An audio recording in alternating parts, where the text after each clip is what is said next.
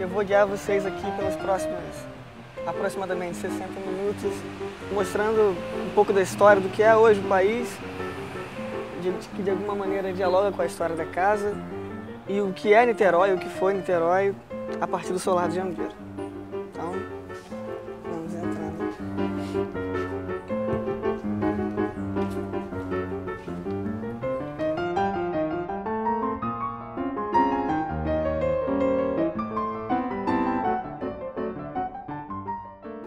O primeiro proprietário dessa casa era o proprietário daquela casa de lá, que é o Bento Joaquim, que era um comerciante português. 20 anos depois, ele vendeu a casa para um dinamarquês, o George Bartholdi. O que hoje é conhecido como Solar de Jambeiro, antes era chamado de Palacete Bartholdi por causa do nome da família, né? E por que Palacete? Antes, na época do português, a casa não tinha esse nível de detalhes que é no teto e não havia, por exemplo, essa passagem aqui de cômodos. O dinamarquês, ele colocou esses traços de pequeno palácio, colocando a cara dele na casa, inclusive literalmente, uma vez que ali tem o rosto dele na casa, no teto. Que interessante. Em outras passagens pela casa vocês vão Estão poder vendo notar, o rosto conseguem dele? observar o rosto. O rosto dinamarquês. Dinamarquês de Niterói.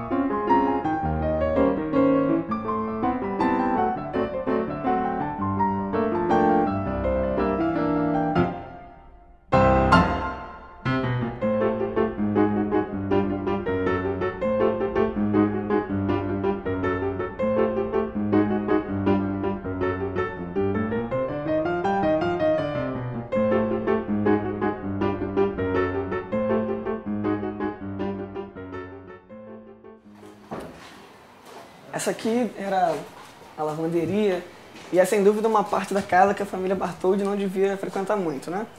Uma vez que era parte do trabalho mesmo, braçal. E essa parte aqui remete à questão a se houve escravos na casa ou não. O que a gente pode afirmar com certeza? Nós temos registros de negros aqui, no caso crianças, carregando carrinhos de mão. No começo, o que acredita-se, no máximo que tenha sido os escravos de ganho, né? Que não que fosse uma troca justa, mas que de alguma maneira havia troca, que era, eles comiam e dormiam aqui, isso era fato que acontecia, em troca do trabalho, né, para os dinamarqueses.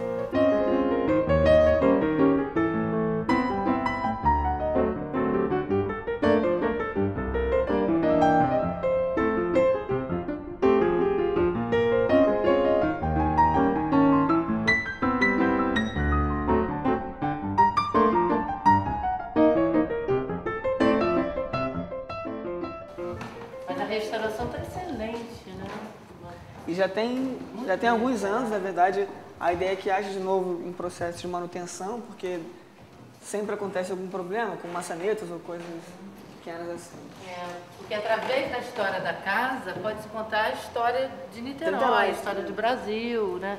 Quer dizer, desses personagens, né? E esse cômodo em particular, esse e o cômodo do lado falam um pouco da família dele.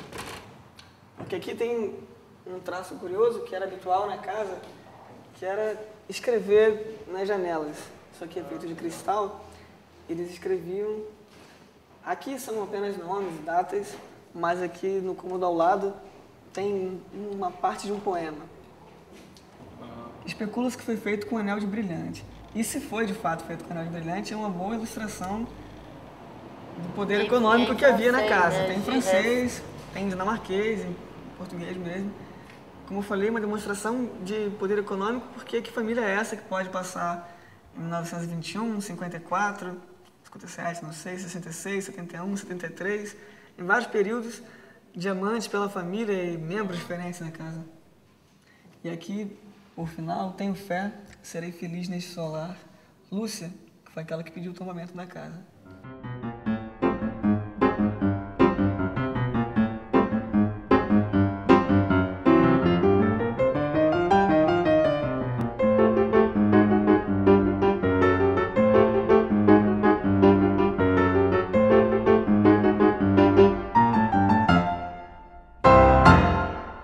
Aqui, como no começo não havia carro na casa, era o caminho que fazia a carroceria.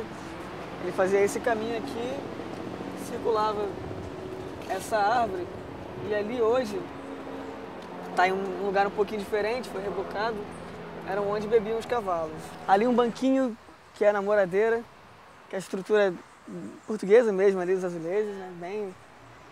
Bem nítido que era do começo da casa mesmo. E aqui o jambeiro, que em 1987, pois é, que posteriormente deu nome ao que é hoje essa casa. Como ele fala, ele tinha mais de 100 anos em 1987, o que faz com que ele seja anterior ao dinamarquês na casa.